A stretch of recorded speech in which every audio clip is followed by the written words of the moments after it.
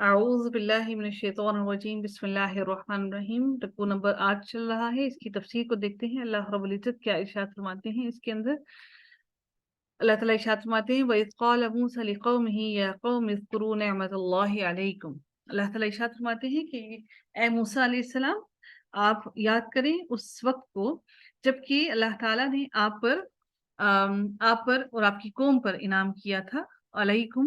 اذ جعل فیکم انبیاء وجعلکم ملوکا۔ اللہ تعالیٰ یہاں پر ارشاد فرماتے ہیں کہ اللہ تعالیٰ نے انبیاء علیہ السلام میں سے بہت سے کچھ انبیاء کو اللہ تعالیٰ نے بادشاہت بھی عطا کی، اور اللہ تعالیٰ نے حضرت موسیٰ علیہ السلام کی قوم کو من و سلوہ بھی عطا کیا، اور اللہ تعالیٰ نے حضرت موسیٰ علیہ السلام کی قوم کو اللہ تعالیٰ نے اس وقت فرعون سے نجات بھی دلائی۔ تو اللہ تعالیٰ ان ساری کی ساری باتوں کو یاد کرواتے ہوئے ارشاد فرماتے ہیں کہ اے موسیٰ علیہ السلام اور اے موسیٰ علیہ السلام کی قوم، یاد کرو اللہ تعالیٰ کی ان ساری کی ساری نعمتوں کو جو اللہ تعالیٰ نے تم پر انعام کی تھی، اور اس پر اللہ تعالیٰ نے ان پر بادلوں کا ایک سایہ بھی رکھا تھا جو اس وقت ہر وقت ان پر سایہ کیے رکھتا تھا تاکہ ان کو گرمی نہ محسوس ہو۔ اللہ تعالیٰ نے اتنے انعامات کیے، اور اللہ تعالیٰ نے بہت سارے انبیاء کو بادشاہت بھی دی بنی اسرائیل میں سے، اور اسی طرح سے اللہ تعالیٰ نے حضرت سلیمان علیہ السلام کو بھی اللہ تعالیٰ نے بادشاہت دی۔ اس کا معنی یہ ہے کہ اللہ تعالیٰ نے کی طرف سے بادشاہت ایک انعام ہے۔ اگر انعام نہ ہوتا تو اللہ تعالیٰ قرآن کے اندر یہ نہ کہتا کہ میں نے اپنے نبیوں کو بادشاہت بھی دی، اور یہ اللہ کی طرف سے ایک نعمت ہے، ایک انعام ہے۔ تو اللہ تعالیٰ ارشاد فرماتے ہیں وَآتَاكُم مَا لَمْ يُؤْتِ أَحَدٌ مِّنَ الْعَالَمِينَ۔ اللہ تعالیٰ ارشاد فرماتے ہیں کہ اس نے تم میں سے پیغمبر بنائے اور تمہیں بادشاہ بھی بنایا، اور تمہیں وہ دیا جو تمام عالم میں کسی کو اللہ تعالیٰ نے نہیں دیا۔ مَا لَمْ يُؤْتِ أَحَدًا مِّنَ الْعَالَمِينَ، اللہ تعالیٰ نے ان کے علاوہ کسی بھی قوم کو کچھ وہ نہیں دیا۔ جیسے کہ ہم جانتے ہیں کہ اللہ تعالیٰ نے بنی اسرائیل کو بہت ساری نعمتوں سے نوازا ہے، اور اللہ تعالیٰ کی سب سے پسندیدہ ترین قوم بنی اسرائیل تھی۔ تو اس کے بعد بنی اسرائیل کے جانے کے بعد جب اللہ تعالیٰ نے نبی کریم صلی اللہ علیہ وآلہ وسلم کو نبی بنا کر بھیجا، تو ان کے بعد سب سے پسندیدہ ترین قوم نبی کریم صلی اللہ علیہ وآلہ وسلم کی امت محمدیہ ہے، جس کے لیے اللہ تعالیٰ نے سورہ آل عمران کے اندر ارشاد فرمایا کنتم خیر امت اخرجت للناس۔ اللہ تعالیٰ ارشاد فرماتے ہیں کہ تم بہترین امت ہو جسے نوع انسانی کے لیے، تمام بنی نوع کے لیے بنایا گیا ہے، لیکن اس کے لیے اللہ تعالیٰ نے ایک شرط رکھی ہے۔ وہ شرط کیا ہے؟ وہ شرط یہ ہے کہ اللہ تعالیٰ قرآن میں ارشاد فرماتے ہیں کہ تم لوگوں کو بھلائی کا حکم دیتے رہو، برائی سے روکتے ہو، حکم دیتے برائی سے روکتے ہو، اور اللہ تعالیٰ پر ایمان رکھتے ہو۔ تو تب اللہ تعالیٰ نے ہمیں، اگر یہ سب کام کرو گے تو تب اللہ تعالیٰ ہمیں باقی امتوں سے ممتاز کیا، کیونکہ اب ہمارے پاس کسی نبی نے نہیں آنا، بلکہ یہ ذمہ اللہ نے ہمارے سر پہ لگا دیا ہے کہ ہم نے اللہ کے دین کے لیے لوگوں کو دین کی طرف بلانا ہے۔ تو تب اس وجہ سے اللہ تعالیٰ نے ہمیں باقی امتوں سے سب سے بہترین امت قرار دیا ہے۔ اگلی آیت کو دیکھتے ہیں کہ اللہ تعالیٰ ارشاد فرماتی ہے اب کیا ہوا کہ جب اللہ تعالیٰ نے بنی اسرائیل کو، حضرت موسیٰ علیہ السلام کی قوم کو نجات دے دی فرعون سے، تو اب اللہ تعالیٰ نے ان کو ایک بستی کے اندر انہیں واپس آنے کے لیے حکم دیا۔ فرعون غرق ہو گیا، اس کی فوج غرق ہو گئی، تو اللہ تعالیٰ نے پھر واپس اب حضرت موسیٰ علیہ السلام کو حکم دیا کہ واپس آ جائیں اپنے اسی علاقے کی طرف۔ تو اس وقت کیا ہوا کہ بنی اسرائیل جب واپس اپنے اس علاقے میں واپس آنا چاہ رہے تھے، جب اللہ تعالیٰ کے حکم سے جب وہ واپس آئے، تو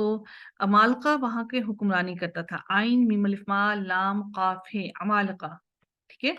تو اللہ تعالیٰ نے اب وہاں پر اس بستی کے اندر جانے سے پہلے اللہ تعالیٰ نے ان کو حکم دیا تھا کہ تم اس عمالقہ سے جہاد کرو۔ تو انہوں نے اس عمالقہ سے جہاد کرنا تھا، یہ اللہ کی طرف سے ایک ٹیسٹ تھا ان کے لیے۔ جب حضرت موسیٰ علیہ السلام وہاں پر آ کر آباد ہوئے، بیت المقدس جب آ رہے تھے، اور جب وہاں پر آئے، اور لیکن انہیں جب وہاں پر آنا تھا اس سے پہلے اللہ تعالیٰ نے ان پر یہ حکم ان کو دیا تھا کہ تم نے وہاں پر آ کر وہاں پر عمالقہ کے ساتھ جنگ کرنی ہے، جو کہ اس کی قوم ایک بہت بہادر قوم تھی۔ تو اس وقت جب اللہ تعالیٰ نے ان کی قوم کو یہ حکم دیا کہ جب تم اس علاقے میں، اس مقدس زمین میں داخل ہو، تو تمہیں وہاں پر آ کر عمالقہ کے ساتھ جہاد ضروری ہے، تو اس وقت دیکھیے کہ انہوں نے، اور اللہ تعالیٰ نے ان کو فتح کی نصرت پہلے ہی دے دی تھی۔ ہم دیکھتے ہیں اللہ تعالیٰ نے ان کو پہلے ہی فتح کی نصرت دے دی تھی کہ تمہیں فتح نصیب ہوگی۔ تو اب یہاں پر اللہ تعالیٰ ارشاد فرماتے ہیں کہ یا قوم ادخلوا الارض مقدسۃ التي كتب الله لكم ولا ترتدوا على ادباركم فتنقلبوا خاسرین۔ تو اللہ تعالیٰ ارشاد فرماتے ہیں کہ حضرت موسیٰ علیہ السلام نے کیا کہا، اے میری قوم، کہ اس مقدس زمین یعنی کہ بیت المقدس کی زمین میں تم داخل ہو جاؤ، میں داخل ہو جاؤ جو اللہ تعالیٰ نے تمہارے نام لکھ دی ہے، کتب اللہ تعالیٰ نے تمہارے نام لکھ دی ہے۔ یہ حضرت موسیٰ علیہ السلام کی بنی اسرائیل کی قوم سے کہا جا رہا ہے اس وقت۔ یہ بنی اسرائیل اس وقت نہیں داخل ہوئے، یہ یہودی جو آج وہاں پر اپنا وہاں پر بنا کر بیٹھے ہوئے ہیں، یہ حضرت موسیٰ علیہ السلام کے وقت میں داخل نہیں ہوئے، اللہ نے حکم دیا تھا کہ تم یہاں داخل ہو جاؤ، اور اللہ نے تمہارے لیے یہ زمین تمہارے لیے لکھ دی ہے، اور پھر اگر تم یہاں پر نہ داخل ہوئے اور اپنی پشت اپنی پیٹھیں پھیر کے تم یہاں سے بھاگ نکلے، تو پھر تم ایسے نقصان میں پڑ جاؤ گے کہ اس نقصان سے تمہیں اس خسارے سے کوئی بھی نہ نکال سکے گا۔ اب کیا ہوا، ان کی قوم نے، حضرت موسیٰ علیہ السلام کی قوم نے کیا کہا، قالو، انہوں نے کہا، یا موسیٰ، ہم تو ہرگز یہاں پر نہیں جائیں گے، ان فیہا قوما جبارین، کیونکہ انہوں نے عمالقہ کی قوم کے بارے میں یہ سن رکھا تھا کہ وہ بڑی بہادر قوم ہے اور بڑی زبردست قوم ہے، تو انہوں نے کہا ہم تو اس بستی میں ہرگز داخل نہیں ہو سکتے، کیونکہ یہاں پہ تو ایک بڑی زبردست قوم بسنے والی ہے۔ تو انہوں نے کیا کہا، وَإِنَّا لَن نَدْخُلَهَا حَتَّى يَخْرُجُوا مِنْهَا، ہم یہاں پر ہرگز اس وقت تک داخل نہیں ہوں گے جب تک اس بستی میں سے اس قوم کو آپ نکلوا نہ دیں، کیونکہ انہوں نے، حضرت موسیٰ علیہ السلام کی جو قوم تھی بنی اسرائیل، انہوں نے ساری زندگی غلامی میں گزاری تھی، فرعون کی غلامی میں، انہوں نے جنگ و جدال نہیں کیا تھا، اور ان کے دلوں میں یہی تھا کہ بس آرام، بس اسی میں رہ کر، غلامی میں رہ کر ہی ہم اپنی زندگی گزارنی ہے، اور غلامی میں ہی بس ان کے دلوں میں وہ قوت اور جذبہ نہیں تھا، ٹھیک ہے۔ تو اب کیا ہوا کہ انہوں نے کہا کہ ہم اس بستی میں داخل ہی نہیں ہوں گے جب تک کہ وہ سارے کے سارے خود ہی نہ نکل دیں یا آپ ان کو نکلوا نہ دیں وہاں سے۔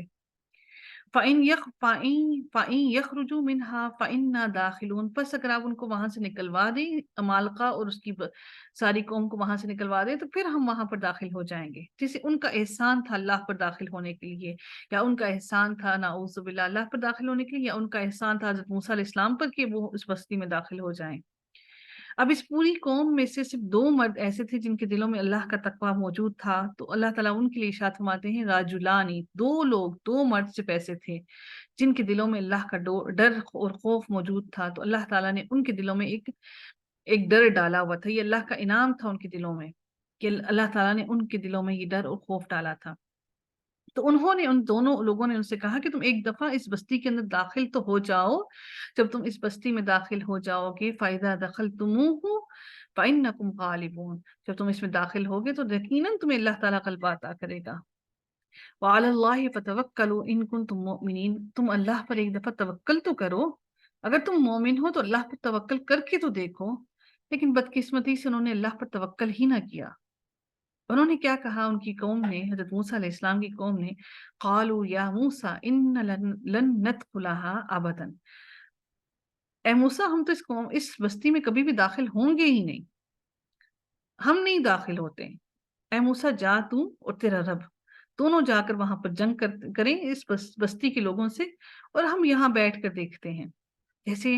نعوذ باللہ جس طرح سے وہ تماشائی بن کر دیکھیں کہ اللہ اور اس کا رسول وہاں پہ جنگ کریں، اور یہ بیٹھ کر وہاں پر بیٹھ کر دیکھیں۔ بنی اسرائیل کی ہمت دیکھیے، ان یہودیوں کی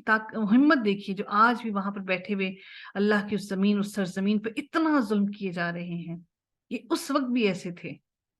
ہا ہونا قائدون، ہم یہاں پر بیٹھ کے دیکھ رہے ہیں۔ قال ربی انی لا املک الا نفسی واخی فافرق، اب اس وقت حضرت موسیٰ علیہ السلام بڑے مایوس ہو گئے، ان کا دل بڑا رنجیدہ ہو گیا، انہوں نے کہا کہ اے اللہ میں مالک نہیں ہو سکتا سوائے اپنے نفس کے اور اپنے بھائی کے، اس کے علاوہ میرا زور کسی پر نہیں چلتا، تو اے اللہ تو ایسا کر کہ ہمارے درمیان میں اور اس قوم کے درمیان میں ایک فرق ڈال دے، جدائی ڈال دے، میں اس قوم سے جدا ہو جاؤں۔ اب جب حضرت موسیٰ علیہ السلام نے یہ دعا کی تو اس کا نتیجہ کیا ہوا کہ یہ جو حضرت موسیٰ علیہ السلام کی جو قوم تھی یہ 40 سال تک زمین میں بھٹکتی رہی، اور وہ بیت المقدس کی زمین میں داخل ہو ہی نہیں سکی۔ उस मुक़द्दस ज़मीन में 40 साल तक दाखिल हो ही नहीं सकी। और रवायात में आता है कि 40 साल की उम्र से बड़े जितने भी लोग थे, जब वो सारे के सारे फ़ौत हो गए, इसमें हज़रत ईसा अलैहिस्सलाम, हज़रत मूसा अलैहिस्सलाम और हज़रत हारून अलैहिस्सलाम भी शामिल थे, वो सब के सब फ़ौत हो गए। तो उसके बाद अल्लाह ताला ने इनको उसके बाद ये 40 साल मज़ीद भटकते रहे और फिर ये जाके उस सरज़मीन में दाखिल हुए। यतीहून फिल अर्द, ये ज़मीन में भटकते फिरते रहे। फला तअसा अलल कौमिल फासिकीन, तो अल्लाह ताला ने हज़रत मूसा अलैहिस्सलाम के दिल को आस्था देते हुए कहते हैं कि ए मूसा, तू इस फासिक कौम पर अफ़सोस ना कर। ये कौम फासिक है। इस फासिक कौम पर तुझे अफ़सोस करने की ज़रूरत नहीं है। ये ऐसे ही हैं और ऐसे ही रहेंगे। तो यही वजह है कि हज़रत नबी अकरम सल्लल्लाहु अलैहि वसल्लम भी जब इस्लाम लेकर आए, तो उस वक़्त भी हज़रत नबी अकरम सल्लल्लाहु अलैहि वसल्लम के वक़्त में भी सिर्फ़ और सिर्फ़ 10 से भी कम यहूदी थे जो इस्लाम लेकर आए। ईसाइयों ने बड़ी तादाद में इस्लाम कबूल किया, लेकिन यहूदियों ने इस्लाम कबूल नहीं किया। तो ये यहूदी जो कौम है, इन लोगों ने शुरू दिन से